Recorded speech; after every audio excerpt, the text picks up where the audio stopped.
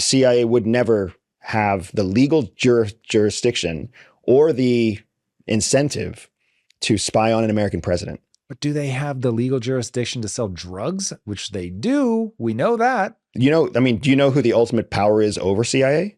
Which branch of government? The executive branch. So if he says it's cool to sell drugs, then it's cool we to sell drugs. Yo. Dude, we do things that are classified for a reason. Wow. And we do it all in the best interest of protecting Americans.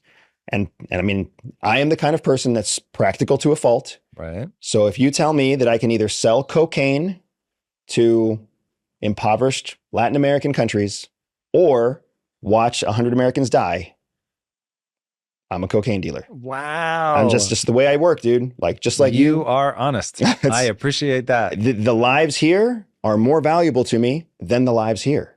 That's just, I know that makes me sound however that makes me sound, but that's just the way that's the way I'm wired. That's my analytical overlay. Yeah. So I have zero reason to believe and zero evidence to believe, zero experience to believe that Epstein is not a real person or was some kind of CIA manufactured plant or was a CIA asset or a CIA resource. Zero reason to believe any of those things. What about foreign? However, here we go. However, I have lots of reasons and lots of experience to make me believe that he was a intelligence resource for someone else. He may have been a resource for FBI because that's a whole different authority that's granted on investigating criminal activity inside the United States. And they work with shady people, they work with criminals, they work with sources of all kinds. So he may have had a relationship with FBI. I can't speak to that, but definitely not CIA.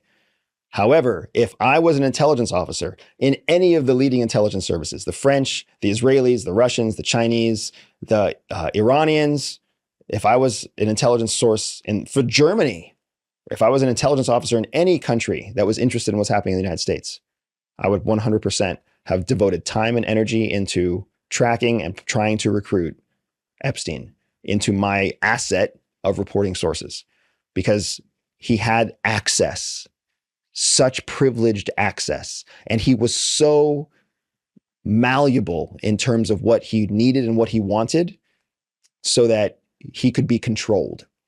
Those two things are exactly what you're looking for in the dream boat asset. You want someone who can be controlled by simple levers and someone who has incredible access. Those two things together make a dreamboat case.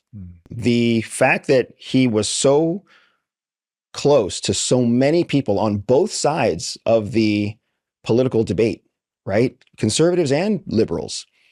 And he participated in extremely compromising behaviors with both sides. That doesn't happen unless either you are so disconnected from the American experience that you really do see everybody as just a tool, or you've been directed to build those relationships and incentivized to build those relationships and rewarded for building those relationships because it takes a lot of effort. It takes effort to find common ground between very far-leaning people. And then it takes effort to build your life around being available to them when they're available, and then orchestrating these compromising activities. That takes so much time and effort. It's just not something that normal people participate in. Even the very wealthy come to a point where they're like, I could spend an hour with this guy, or I could spend an hour doing this other thing that's even more productive. And they will rationalize their way away against socializing and into business or something other more productive venture, right? So the access is the biggest thing. And then the second biggest thing is the incredible amount of compromising behavior that he participated in.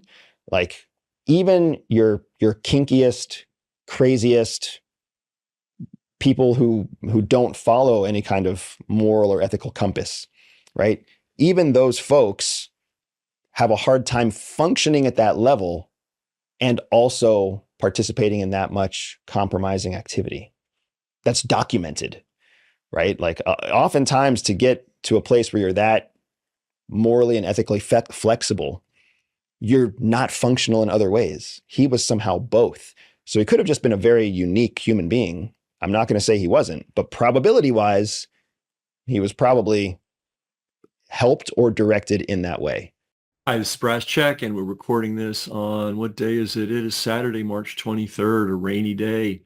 I just got a comment on this Andrew Bustamante guy. Number one, he's on all the big podcasts, which makes him immediately highly suspicious. Number two, he gives, with one hand, he gives some useful information, and with the other hand, he's a complete bullshit artist. Let's talk about part one of what he had to say, which was about the CIA's involvement in drugs.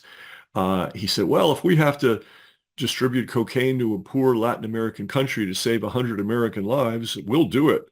Oh boy. Um, what he fails to mention is we don't distribute these drugs in poor countries. We distribute them in poor neighborhoods in the United States, and we kill hundreds of thousands of Americans. So I don't know what the hell he's talking about, but he's good at slinging bullshit. Let's go to the next piece. He's got some insight into Jeffrey Epstein, not terribly deep, but what a bullshit artist too. Well, I think he's part of some foreign intelligence uh, agency. I just don't know which one. I mean, is he really that ignorant? Is he that ignorant that the guy that funded him, Leslie Wexler, is like Mr. Zionist, top dog Zionist? I mean, there's a lot of them, but he's one of the big ones. It's obvious he was an Israeli plant, and it was obviously he was protected by the United States intelligence agencies. But he's on a big podcast. This dude that's interviewing him. Hard to believe he's got 4.2 million viewers, listeners to his podcast, and he's just poisoned the well with absolute bullshit. So number one, his theory that the CIA is doing this for the good of America is absolute bullshit. That would be the dealing of drugs. Um, they're not saving American lives. What a load of crap, man. That's amazing. That's amazing. We're in the drug business for two reasons: to help keep the corrupt people in power in these various despotic regimes, so that they have some spending money, and two, it becomes a freelance opportunity for agents to run their own side hustles and go down to the Cayman Islands. Man, you can find all of these guys living high on the hog. From all the money they salted away running they're not rogue drug operations, they were permitted. So this guy, I don't know, man. I don't know what his deal is, but he's giving you the inside line on the CIA. And again, obviously, Jeffrey Epstein was an Israeli agent and a creation of the Israeli Zionist psychopath cabal. Nothing could be more obvious. And the Leslie Wexler relationship signs, seals, and delivers it. Uh, Anyway, these are the guys that make it to the $1 million podcast. Maybe I'll make it to $1 million podcast one day. We'll see. I'm always optimistic. But meanwhile, it's these guys that are taking up all the space with their literal disinformation. So this has been Brass Check on a rainy Saturday. I hope you found this interesting.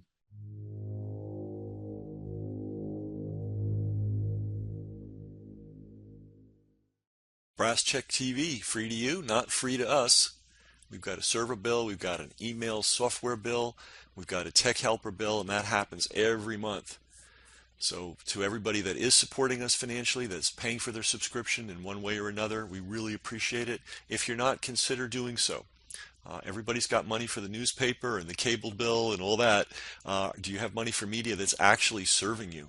That's really the issue here. And when you help us, it allows us to get this information out to the world. So thanks to all our supporters, and if you're not a supporter already, please consider becoming one.